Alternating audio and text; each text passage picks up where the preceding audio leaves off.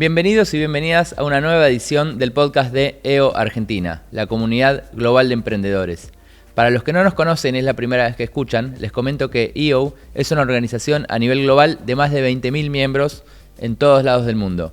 El capítulo local de Argentina ya tiene más de 100 miembros, con un crecimiento muy rápido en el último tiempo, y en el día de hoy vamos a estar entrevistando al que va a ser el próximo presidente, quizás es el actual presidente cuando vean esto, Ezequiel Calcarami. Así que bueno, sin más introducción, muchas gracias por venir. ¿Qué haces, Alan? Buen día, un placer estar con vos. Gracias a vos, yo sé que sos una persona muy ocupada. Después vamos a hablar de la presidencia de EO, de lo que implica en términos también de trabajo, así que muchas gracias por tomar ese rol. Y si querés, bueno, para contar un poco de tu historia, empezar por el principio. Cuando eras chico, ¿qué querías ser cuando fueras grande? Bueno, primero gracias también vos por tomarte el tiempo. Yo no sé si la gente lo sabe, pero Alan es parte de EO y viene pocos días a Buenos Aires porque estás viviendo en España y le dedicas tiempo a esto, así que nada, en nombre de EO, muchas gracias. Si todos aportan un poco, hacemos algo grande. Y cada uno tiene que poner un poquitito y, sí. Y así sale. Que gracias, muy valorado. A vos. Me preguntabas por cómo inició este tema del bichito de ser emprendedor. La pregunta es, ¿qué querías ser cuando fuera grande? Yo siempre quise ser emprendedor, desde muy chiquito. Mi papá es pediatra. Por él, digamos, heredé más la parte, si querés, de vocación de servicio, que hago bastante. Yo no me considero un emprendedor solamente en los negocios, me considero una persona que hace también en lo social y también en la parte de la fe, que es algo que es muy importante en mi vida. Pero mi viejo es pediatra, mi mamá tiene una inmobiliaria, y yo desde los 10, 12 años que ya quería ser emprendedor, ya en el colegio llevaba Playmobil y los vendía en el recreo. A los 14 años puse un lavadero en el club, teníamos una casa en un club ahí cerca de Pilar, y puse un lavadero y empecé a lavar autos y tomé 2 empleados. Después hice un grupo, una empresa que hacía remeras con grupos de música impresas, después repartía tarjetas de casamiento, o sea, siempre tuve muy claro el hacer y es como mi pasión, fue muy, muy claro. No solamente el hacer negocios, como te digo, pero el hacer, el construir por ahí de la nada y sentir que después hiciste algo, mirar para atrás, eso a mí me mueve mucho la sangre. ¿Y en tu casa estaba todo bien con eso o te decían mejor enfócate en estudiar ahora? Y en mi casa no fue fácil, porque mis padres se separaron cuando yo tenía 17 años. Por ahí no fue una separación del todo buena. Y somos de una familia de clase media, normal. Entonces, quizás cuando uno ya tiene una familia empresaria o tiene es más fácil, pero en el caso mío estaba todo el tema del miedo, ¿no? Y como estudié en la facultad y por suerte me fue muy bien porque me exigía mucho. ¿Qué estudiaste? Hice 2 carreras, contaduría y administración en la UCA.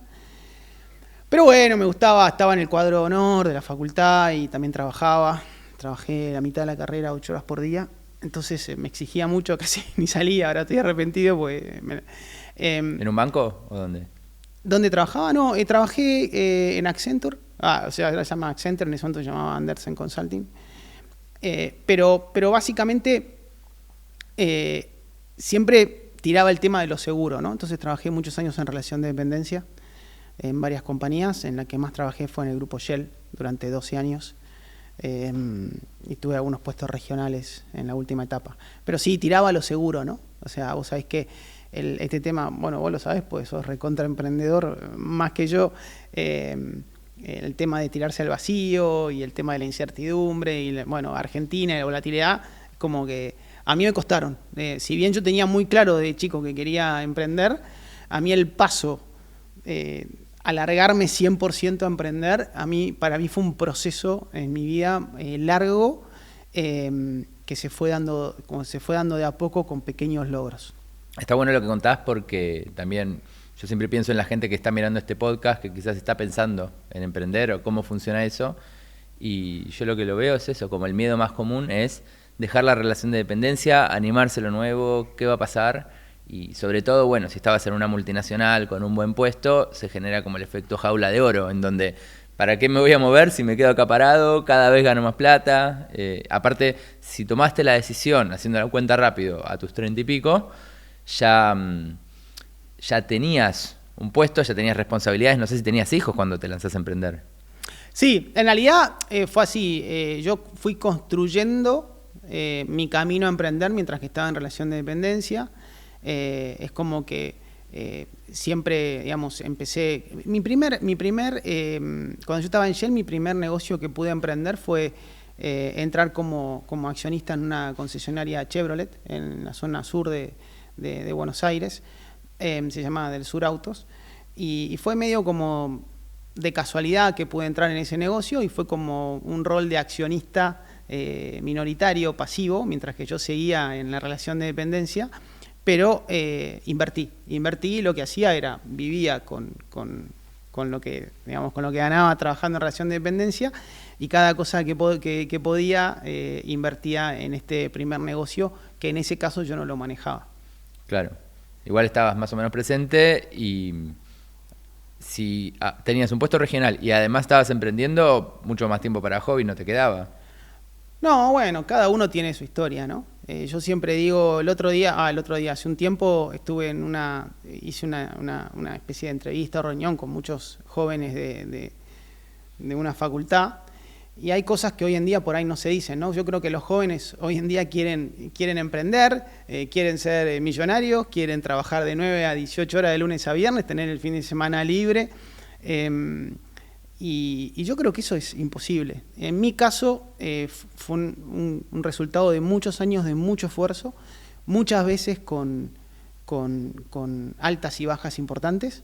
Y yo le decía justo en esta charla que elegir es también renunciar. Y yo lo pondría como en un eslogan de una taza, ¿no? Elegir es renunciar. Y eso es como que hoy en día, o sea, cuando uno quiere emprender, o quiere ser médico, o quiere cualquier cosa para tratar de poder lograr ese sueño, siempre va a tener que renunciar a algo. Y eso hay que tenerlo muy claro. Yo durante mucho tiempo tuve que renunciar a muchas cosas por ahí. Por ahí había amigos míos que ya viajaban con sus familias por todos lados y yo ponía esa plata para el emprendimiento.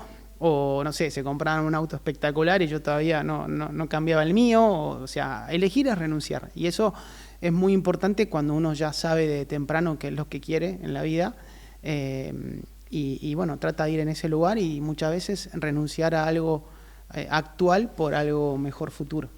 ¿Y cómo tomaste la decisión o cómo fue esa transición en la que terminás saliendo de la corpo y decís, bueno, me voy a dedicar 100% a emprender?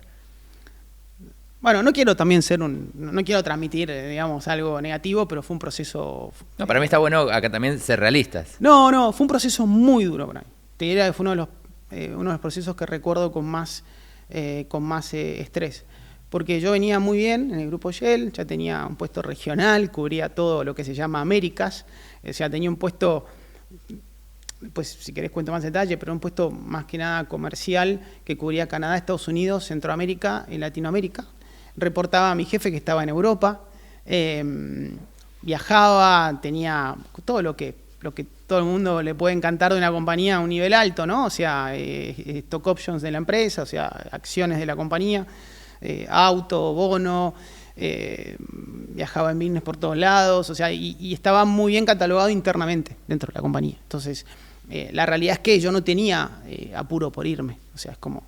Y ya venía invirtiendo en cosas para convertirme en un emprendedor full time, y ya llegaba el momento en que yo decía, bueno, ya está, hay que dar el salto. Ya tenía algunos ingresos más allá de Shell y tenía que dar el salto. Me quería dedicar 100% a emprender.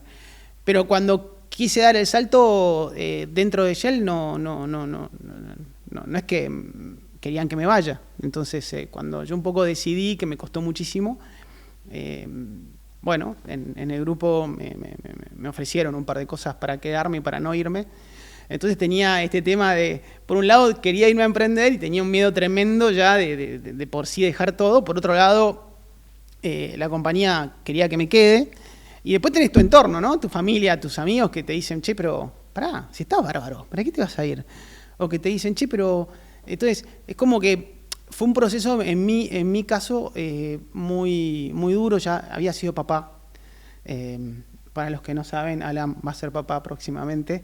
Y te cuento que cuando sos papá la cabeza te cambia, porque ya tus decisiones no son solamente, o sea, te tenés que hacer cargo, o sea, decisiones que vos tomes pueden afectar a esa personita que vos trajiste al mundo. Entonces, para mí fue un proceso que me hizo crecer mucho ahora en perspectiva para atrás, pero fue duro, fue duro. Por momentos casi como que no lo hago. ¿Y en tu casa te bancaban?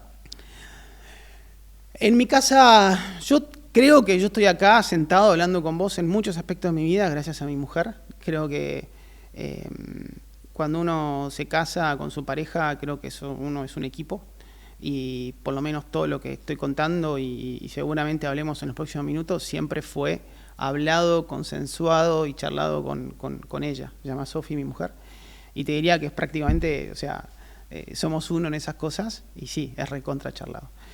Lo que no significa que tu entorno un poquito más amplio, amigos, familiares, tu papá, tu mamá, cada uno te dé una opinión desde lugares muy sesgados, ¿no? Y bueno, cada uno puede responder desde su experiencia y todos tienen un amigo que lo intentó y le fue mal y el riesgo existe, pero también está bueno lo que contabas de tu historia, que para mí son la mayoría de las historias, que emprender, si querés, es un espectro, no es como dejo todo y me voy a emprender y empiezo desde cero. Hay muchísima gente que empieza mientras está en relación de dependencia y cuando ve que se va estabilizando, en un momento sí hay que tomar la decisión, pero está bueno también ese proceso porque te da mucha más seguridad y mucha más tranquilidad y paciencia que muchas veces requieren los emprendimientos. Totalmente. Y además hay un tema, emprender o hacer negocios o construir cualquier cosa, este podcast, cualquier cosa, lleva tiempo.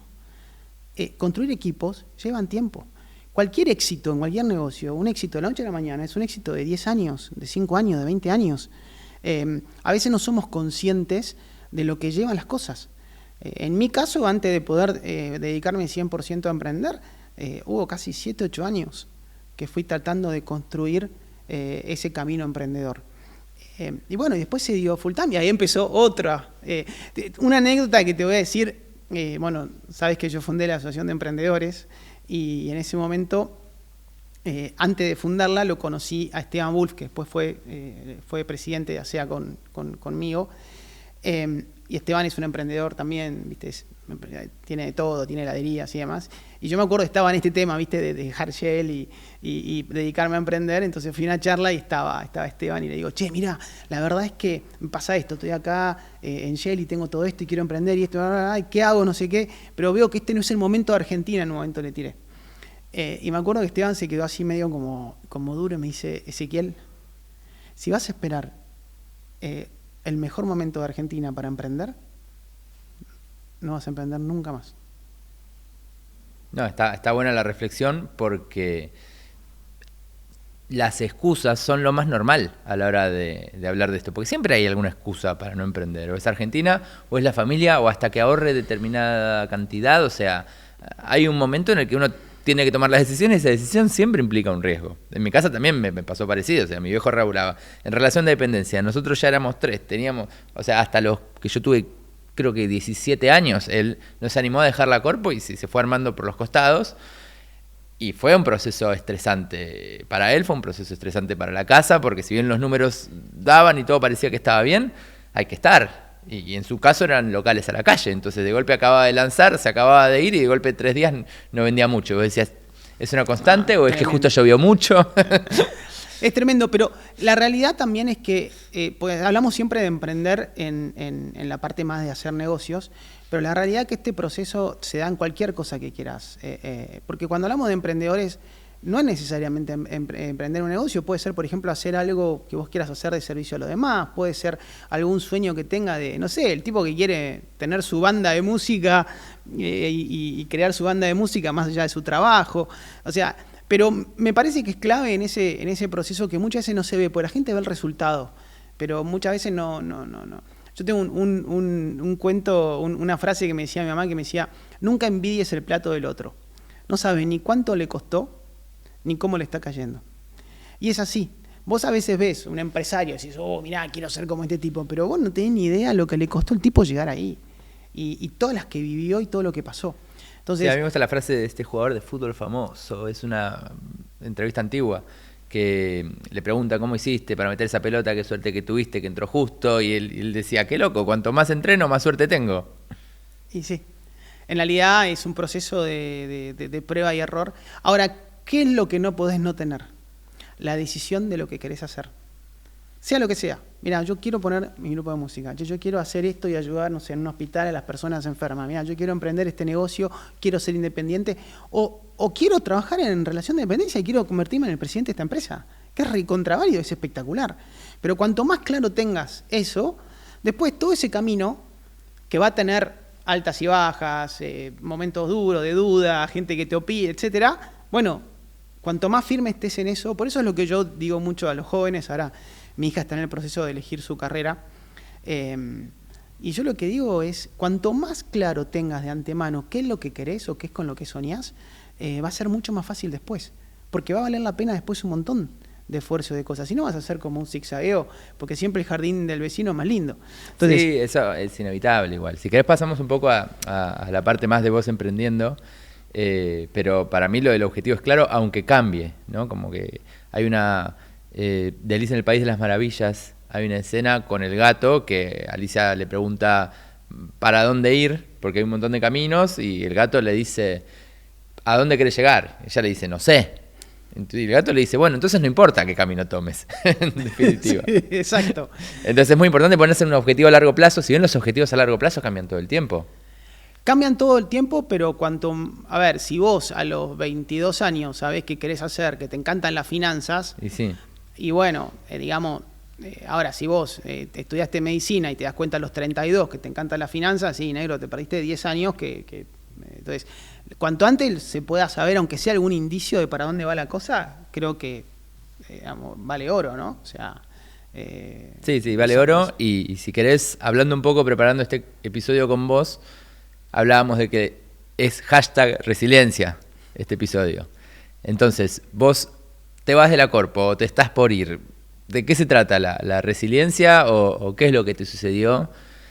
Porque aparte, en términos de emprender, sos bastante terco. Como que no es que te fue bien de una, como que le metiste y le metiste y le metiste. Sí, a mí hace unos años organicé una charla en ASEA sobre resiliencia. Yo creo que bueno, la resiliencia es la capacidad, ¿no?, de sobrepasar o de llevar de salir adelante frente a situaciones adversas o situaciones límites y cómo reaccionar frente a eso, ¿no? Resiliencia, perseverancia. Yo ya tengo, sí, son 14 años emprendiendo. El grupo Simply, que es el que fundé, hoy justo la semana pasada lo veía, son 125 colaboradores ya que somos. Hay 6 compañías que están en ese grupo. Vamos a facturar, si Dios quiere, 7 millones de dólares este año. Todo en servicio, o sea, es todo digital relacionado con movilidad. Y estamos empezando a escalar fuerte, pero cuando miro para atrás, la realidad es que fue increíble el camino. Y la realidad es que hay anécdotas o cosas que me pasaron, que sinceramente fue una maratón. Fue una maratón. Y creo que si yo tengo que decir por qué hoy estoy como estoy, si querés, feliz y pleno y cumpliendo ese sueño de cuando tenía 14, 15 años, creo que fue eso, fue la capacidad de reinventarse, de si no va por acá, ir por allá, de levantarse, de realmente tener baldazo de agua fría, realmente situaciones muy complejas. Bueno, pero contanos alguna de estas situaciones. Quizás el que está del otro lado dice, bueno, listo, contanos ahora, ¿qué onda? No, a ver, la verdad que tengo historias muy, muy fuertes, quizás... ¿Cuál querés? ¿De las divertidas? ¿Querés de las o sea, ¿de qué color? No, a ver, no hace falta el detalle, si querés, pero en términos cronológicos, decir, bueno, dejé la corpo, empecé a emprender, parecía que todo venía bien, trácate, y después parecía que todo venía bien, de nuevo. Bueno, si querés, empezamos por la más inmediata. En cuanto yo dejo Shell, que me costó un montón, que te conté todo ese proceso de que me habían ofrecido que me quede y demás, logro finalmente dedicarme 100% a emprender. Estaba muy avanzado con un negocio muy grande digital relacionado con movilidad en un banco de primera línea, muy avanzado. Y ya estaba listo prácticamente el contrato para firmar después de un año. Pensá que del otro lado quizás no saben qué significa un contrato digital relacionado con movilidad. O sea, ¿qué haces? A ver, bueno, si querés explico qué hago, que es lo que más a veces...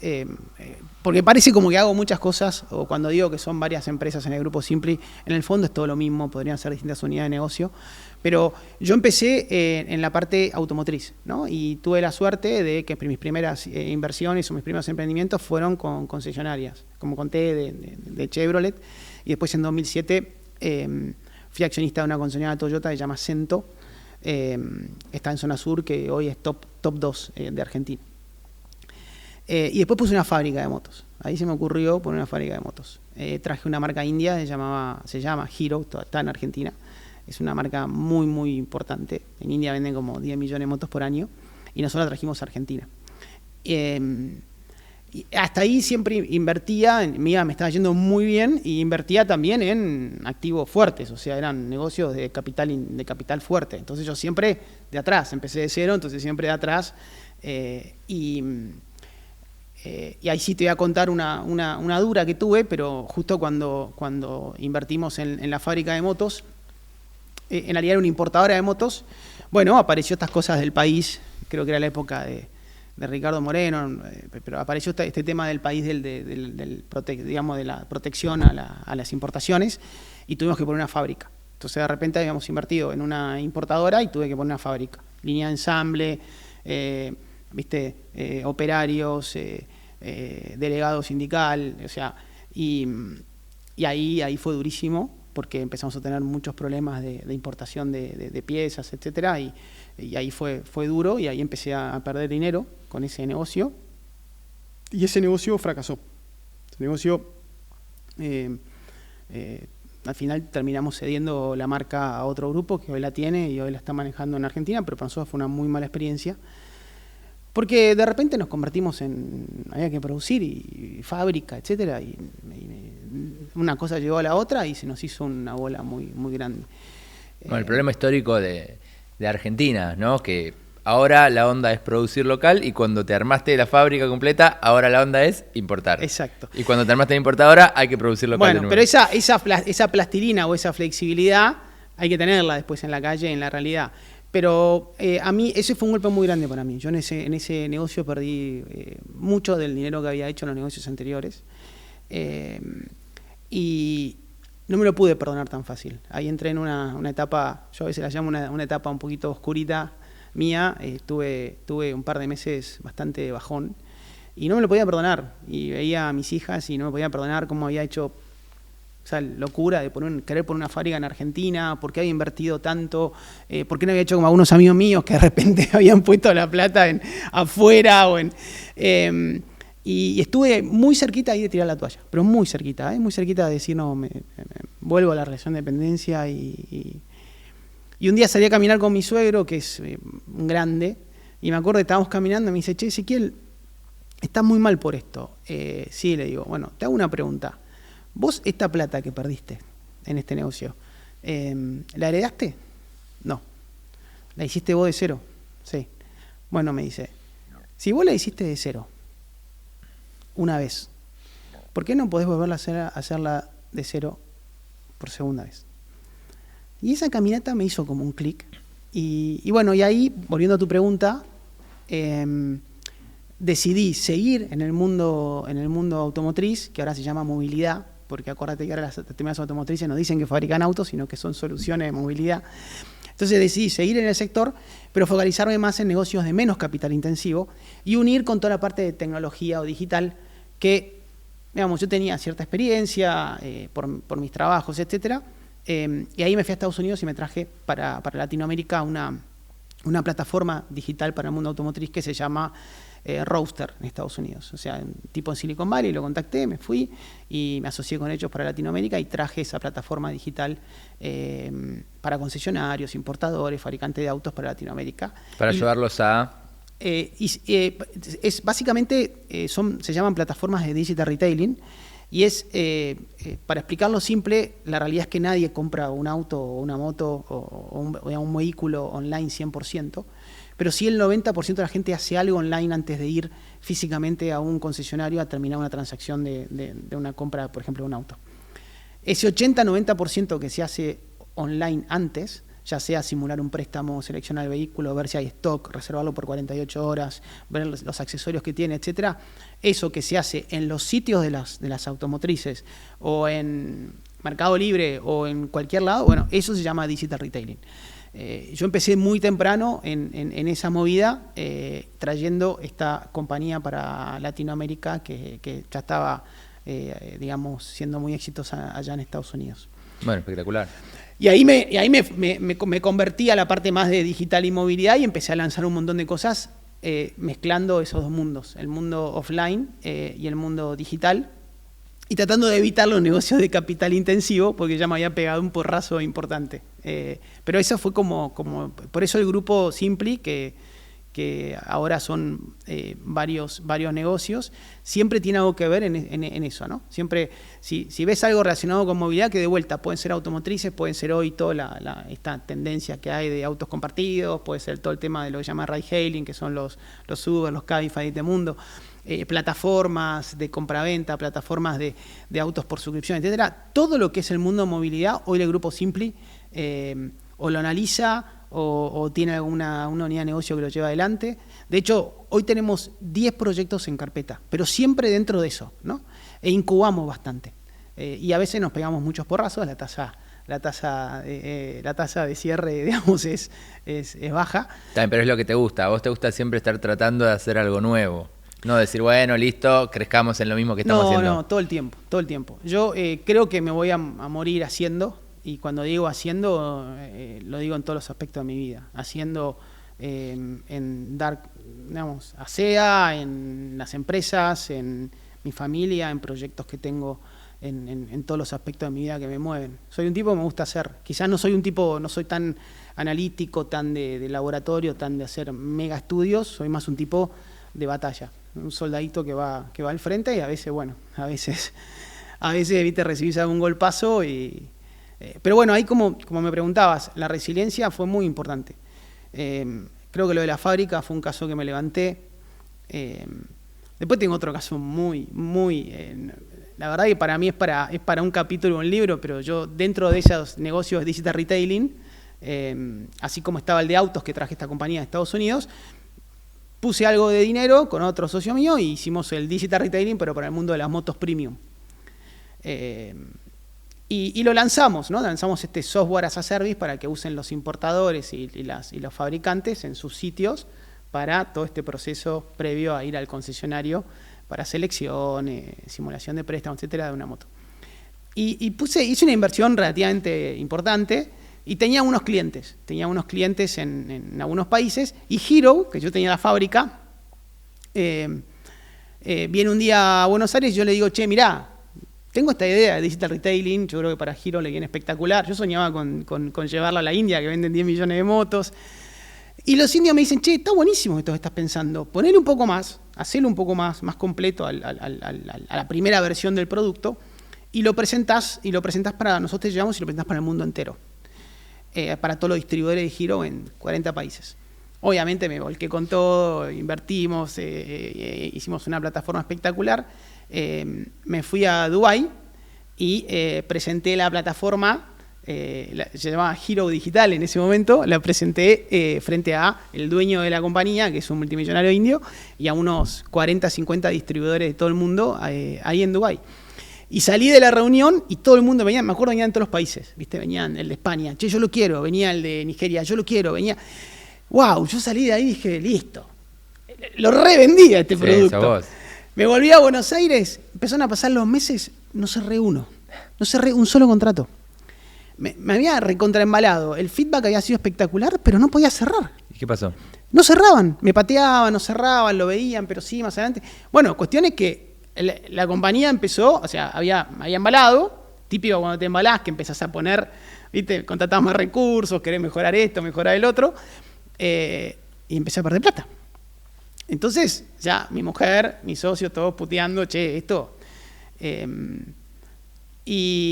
bueno, traje unos socios más para tratar de fortalecer la empresa, pero cuestión es que la empresa no iba ni para atrás ni para adelante y yo ya no quería poner más plata. Y hubo una Semana Santa, yo me fui al campo de mi mujer, un Viernes Santo que me levanto y digo, voy a tratar de empujar esto, voy a tratar de... Te levantás y decís, tengo que sacar esto adelante, esta plataforma la tengo que vender de alguna manera, alguien la tiene que comprar. Y me meto ese viernes desde el campo en LinkedIn y empiezo a ver perfiles en LinkedIn de tipos de compañías grandes, motomotrices en el mundo, a quienes viste contactar. Y ahí me aparece el número 2 de Harley Davidson en Estados Unidos, ¿no? Jadish Krishnan, un americano / indio del MIT, el número 2 de Harley. Y agarré y dije, le voy a escribir. Entonces agarro el LinkedIn, el público, o sea, ni siquiera tenía un LinkedIn de los premium, nada. Entonces le escribo, mirá, soy tal, estoy acá en Latinoamérica, tengo esta plataforma para autos, tengo esta para motos, me encantaría presentársela a Harley, qué sé yo. Bueno, me acuerdo que terminé de escribirla y a las 3 horas el tipo me acepta en el LinkedIn. Cuando me acepta podés mandar un poco más, ahí le mandé un choclito. Y te hago el cuento corto, ahí empecé unas conversaciones con ellos, con Harley Estados Unidos, y a los 6 meses me hicieron una oferta para comprarme un 25% de la empresa.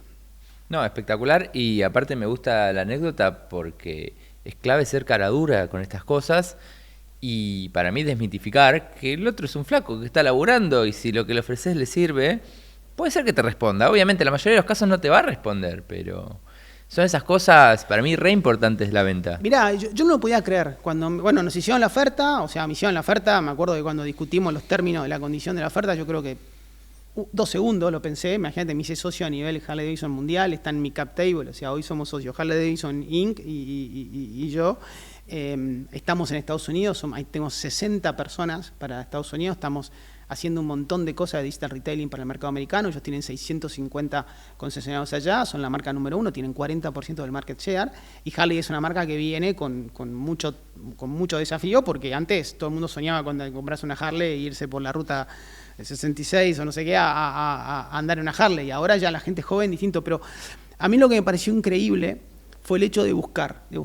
Y cuando buscas 10, 9 te dicen que no, pero de repente esto pasó y a mí me cambió el trayecto de esa compañía, me cambió mis credenciales como emprendedor, porque obviamente no es lo mismo decir que Harley Davidson apostó a vos que si no, y fue por un día feriado que quise tratar de hacer algo extra, que traté de jugarme y mandar un mensaje de miles que he mandado que nunca pasaron nada, pero el tema de no haber caído, de haber seguido. Entonces, son historias que al final vos decís, wow, ¿y qué hubiese pasado si no lo escribía? O si pensaba, no, ese tipo no me va a contestar. ¿O qué hubiese pasado si ese día no me levantaba y decía, no, ¿sabes qué? Ya estoy cansado, me voy a ir a dormir la siesta toda la tarde porque... Y bueno, son esas historias que después uno recuerda para atrás y dice, bueno, en definitiva es el hecho de no haber colgado todo, ¿no? De no haber abandonado. Sí, a mí con esas historias me pasa que también tengo la trampa mental adelante, como que quizás me engaño a mí mismo y digo, al final era fácil, ¿entendés? Porque al final era mandar un mensaje en LinkedIn a alguien. Pero lo que uno siempre se tiene que acordar es que mandaste mensaje de LinkedIn, buscaste por todos los costados, tocaste todas las puertas, ¿entendés? Hasta que uno la pegó. Con el diario del lunes sí, o sea, y con lo que te contaba recién si querés. Yo estoy ahora con el tema de creación de contenido y dije, voy a Argentina, voy a ver si hago algún videito con inteligencia artificial, etiqueto a alguien que tenga, no sé, un periodista famoso con 1 millón de seguidores, ¿entendés? Lo hice un rato, digo, bueno, me mando a ver qué pasa. Y bueno, voy el viernes al programa y digo, wow, era tan fácil.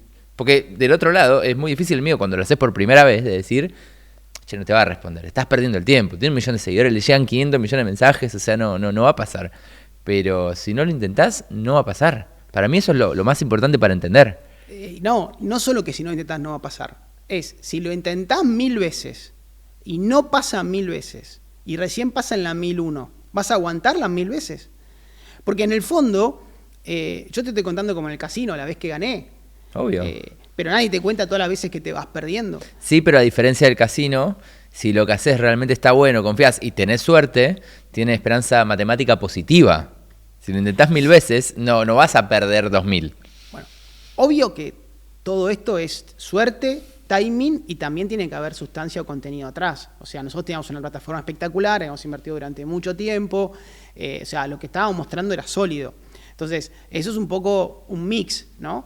Es como, creo que no sé si es Michael Jordan, no me acuerdo que decía, bueno, yo perdí un montón de, o sea, o el otro día Nadal o Federer, no me acuerdo quién, pero la realidad es que los tipos están hace 30 años jugando al tenis, entonces sí, perdieron un montón de finales, ganaron algunas, pero los tipos hace 30 años que le pegan a la pelota 9 horas por día. Sí, creo que Djokovic decía que con la estadística creo que el 51,7% de los puntos ganó. Por eso te digo que la resiliencia y la perseverancia, a mi criterio, están como subestimadas. Yo creo que la gente se enamora mucho del cuento final, se enamora mucho de la foto en el diario, de mirá, levantamos 20 millones, levantó por tantos millones, uy, mirá, ahora, pero no es tan fácil enamorarse del proceso. Y el proceso no es un proceso color de rosas. No conozco un solo emprendedor. Tráemelo acá, sentámoslo acá y entrevistarlo y vengo a esa sesión. No conozco un solo emprendedor que no haya pasado por momentos muy complicados antes de que le vaya bien con algo. Pero aparte, imagínate si el CEO de Harley Davidson ese día estaba de vacaciones y no lo leía, se le pasaba de largo. ¿Tu historia sería completamente distinta? O quizás la habrías pegado con otra cosa. Es como, ¿sabes cómo es esto para mí? Es como, ¿viste? Hay un video que yo un boxeador que todo el tiempo lo están tirando, ¿viste? Y le pegan y lo voltean y se levanta y lo voltean y se levantan y lo voltean y se levantan. Y en un momento decís, pará, si yo al tipo no lo puedo matar, si vos vas contra alguien que no lo podés matar, que siempre se va a levantar y siempre va a encontrar la forma y siempre va a ir igual, ya en un momento decís, ya está, boludo, este tipo no lo podés matar, ¿entendés? Entonces el secreto acá es levantarse, porque la vida es eso. La vida tiene muchos momentos jodidos. Y ni hablar en la parte del sufrimiento y en la parte de momentos de crisis de uno. Así como te digo, no conozco ningún emprendedor que no haya tenido momentos bravos, no conozco ningún ser humano que no tenga sus pruebas, sus momentos jorobados, sus historias, como nosotros llamamos por ahí en el mundo de la fe, sus cruces. Y ahí es fundamental también cómo encarás esas batallas. Porque es muy fácil sacar la banderita, ¿viste? La banderita blanca, me rindo y chau. Y eso no te va a hacer crecer, no te va a hacer más fuerte. Yo, en definitiva, en este camino, una cosa que a mí me encanta, Alan, es que al principio a mí me importaba mucho lo que por ahí pensaban los demás, o, ¿viste? Yo soy anti, por ejemplo, redes sociales, o sea, creo que creo que es la primera vez que me entrevistan acá en IO. Pero a medida que va pasando el tiempo, es como que cada vez te va importando menos lo que piensan los demás y más estar atado a sus sueños y a lo que uno quiere, ¿no? No importa qué pase afuera, porque afuera puede pasar cualquier cosa, puede cambiar el mercado, puede cambiar la volatilidad, puedes tener una empresa espectacular y de repente te sacan el contrato y no sos nada y tienes que volver a empezar, pero en realidad, en el fondo, vos sos lo que viviste. Y ese conjunto, hoy para atrás, yo agradezco a Dios muchos momentos complicados que tuve, porque yo soy lo que yo soy hoy gracias a eso. Y el camino emprendedor es exactamente eso. La mayoría de los emprendedores, vos mismo, que me estás entrevistando a mí, que te ha ido muy bien con varias cosas, no serías lo que sos hoy si no hubieses pasado por ciertas cosas de prueba duras en el pasado. Y estoy seguro que si te preguntan, vas a decir, no. Las volvería a pasar, porque gracias a eso llegué a esto, o gracias a esto me convertí en esto. Sí, y también me parece importante no caer en el resultadismo, porque te podía haber ido mejor, te podía haber ido peor, pero a mí me gusta la frase de Fito, ¿viste? Que lo importante no es llegar, lo importante es el camino. Si te metes en un proyecto en el que crees, si haces algo que disfrutás, obviamente, si te va increíble, la vas a pasar mucho mejor. Pero yo siempre cuando encaro algo, pienso en hacer algo que, aunque salga mal, no me voy a arrepentir del camino, porque voy a haber aprendido cosas, hice algo que yo creía que valía la pena para el mundo. Totalmente. Y además, ¿qué es que sea exitoso? La definición de qué es que sea exitoso. Por ahí para mí que sea exitoso es poder pagar el colegio a mis hijas. Por ahí para otro es salir en la bolsa en Estados Unidos. Por ahí para otro es no tener un jefe. Por ahí para otro es, no sé, aprender, nutrirse. No sé, el concepto de éxito, lo que cada uno quiere, somos todos seres individuales totalmente distintos. Entonces, la realidad que depende, o sea, es eso, es vos tener algún sueño, en lo que sea, no importa, en lo que sea, ir atrás de eso, y en los momentos que va a haber, que no van a ser color de rosa, porque así es la vida y así es la gente que se destaca en un montón de cosas, ¿cómo reaccionás frente a eso? Y después, como vos decís, hay un libro de Andy Freire, Pasión por Emprender, un libro que a mí me voló la cabeza en su momento, y en un momento, en la última capítulo, Andy dice, la última pregunta que tenés que hacerte para emprender algo, ¿no? Es, bueno, si todo sale mal, ¿valdría la pena el fracaso? O sea, lo que voy a encarar ahora, si suponete que me va mal y veamos el peor escenario, ¿va a valer la pena para vos? ¿Te vas a...? O esto de que lo hacemos más por oportunismo, ¿no? No, en cuanto la veo media fea, me voy enfrente. Y ahí estás en el horno. Ahí seguro que en cuanto la veas media fea te vas a ir a otro lado, y cuando la veas fea del otro lado vas a querer volver a este lado. Sí, porque nada es lineal. Exacto. Que es lo mismo que en la bolsa, ¿viste? No, bueno, compro porque está subiendo, vendo porque está bajando, y bueno, te vas a fundir, digamos, con ese nivel de pensamiento. Tenés que creer, y creer tiene un factor irracional. Y me comentabas también antes de la entrevista que para vos la parte de la fe, si querés, era también algo que te marcó, ¿no? Sí, a ver, sin entrar en religión, porque obviamente, yo respeto muchísimo todo tipo de religiones, pero la realidad es que así como mi mujer fue una gran compañera y en todo este proceso, a mí la fe en Dios me ayudó muchísimo. En los momentos duros a mí me ayudó muchísimo. O sea, obviamente el estar convencido de que esta vida es transitoria y que después hay algo más, el estar convencido también que a veces dar sin recibir a cambio también tiene otro tipo de recompensas internas, y el tema de aferrarse a algo que te ayuda o te apoya en momentos de mucha oscuridad. Y la fe es claramente algo que en mí, en todo este proceso, fue creciendo. Ahora organizo retiros, la semana que viene hacemos uno, y cada vez estoy dedicando más de mi tiempo también a emprender en la parte de la fe. Entonces, por eso me gusta mucho decir que el emprender es más que nada una forma de encarar la vida y hacer que las cosas pasen. Y no es color de rosas, y es durísimo, y por ejemplo ahora tengo esta suerte de que me eligieron colegas de IO para estar en la presidencia de IO, y al principio cuando me lo ofrecieron dije, qué fiaca, o qué duro, porque obviamente cuando haces, ¿cuál es el principal problema que tenés cuando haces? Al que hace muchas veces se le pega, porque hace. Es como, yo siempre lo veo, me mata en los partidos de fútbol el tipo que va a patear el penal y todos en la tribuna, todos diciendo, no, lo tendrías que haber pateado a la derecha, flaco, vení, patealo vos. ¿El que hace? El que patea el penal. Corre todo el riesgo. El que está de la tribuna la ve de afuera. Sí, pero aparte no hay manera de cambiar las cosas sin que haya gente alrededor que esté en contra de lo que estás haciendo. Y a mí otra frase que me gusta, que la escuché y dije, claro, tiene razón, como, si a vos no te cae bien todo el mundo, ¿por qué esperás caerle bien a todo el mundo? Es imposible. Y bueno, tenés que hacer algo muy, no sé, tenés que ser, porque la Madre Teresa de Calcuta, que es imposible, prácticamente no le caiga bien a todo el mundo. Ahora sí hay gente que habla mal de la madre. Pero hay una realidad, si vos vas a hacer, siempre vas a tener tu riesgo por hacer. Y en este tema de IO, por ejemplo, que a mí me costó mucho decir, bueno, está bien, acepto lo de la presidencia y demás, que tiene su intensidad y tiene... Al final encontré una parte muy, muy, muy linda de estos 12 meses, que es una cosa, que es aprender a liderar a líderes. O sea, hay gente en IO que yo admiro, que tienen negocios 10 veces más grandes que el mío, que han hecho cosas grosas, que son tipos que decís, wow, este tipo... Y de repente vos te estás en un rol teniendo que de alguna manera, entre comillas, liderar a esos grupos.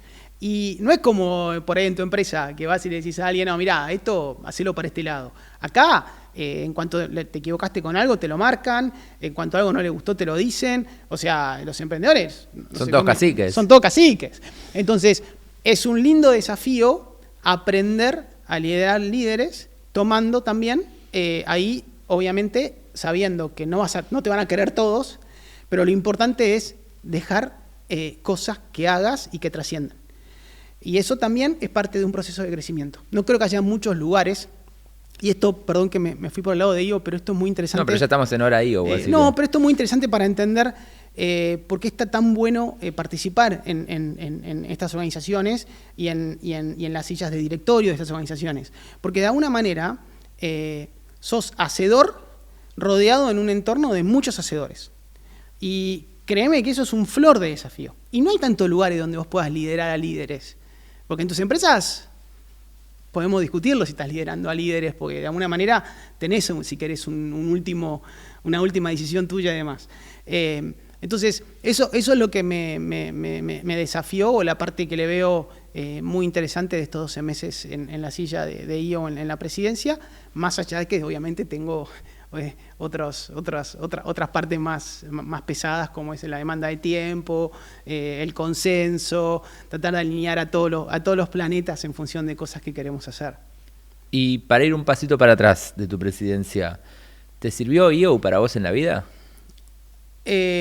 Mirá, si no me hubiese servido, yo no estaría hoy en el directorio de IO y no seguiría renovando IO todos los años. O sea, IO para mí te diría que IO o cualquier otro tipo de organización similar es clave, porque es como esa contención que vos necesitas en el mundo.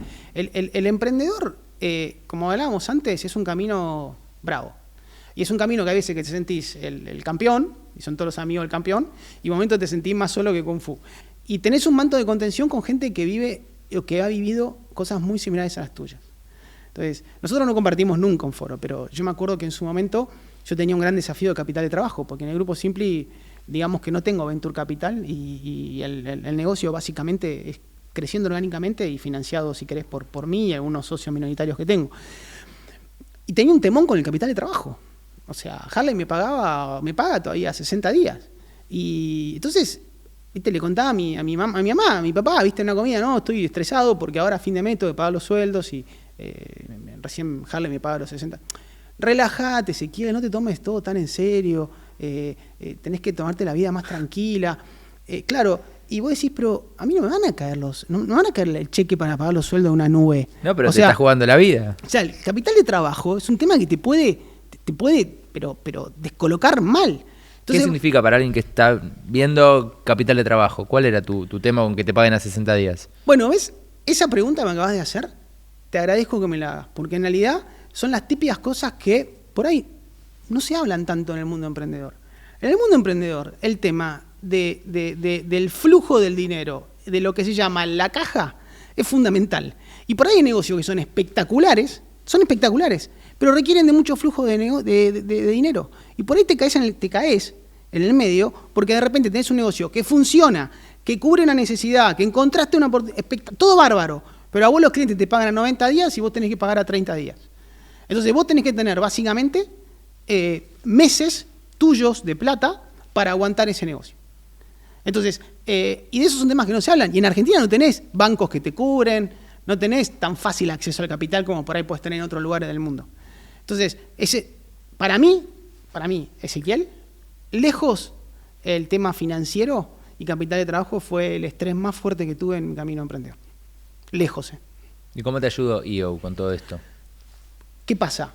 Pareces un loco que tenés que conseguir la plata para pagar los sueldos y te pagan a 60 días y no encontrás un mecanismo de descuento o lo que sea, y te vas a una reunión de IO con otros 7, estás conversando y hablas el mismo idioma, y todos vivieron lo mismo, y todos pasaron por algo parecido. Y tenés un problema con un socio, y en IO todos tuvieron algún problema con un socio. Y todos tuvieron. Entonces, te encontrás en un lugar de contención donde, en definitiva, te sentís, vamos a decirlo de una manera, entendido.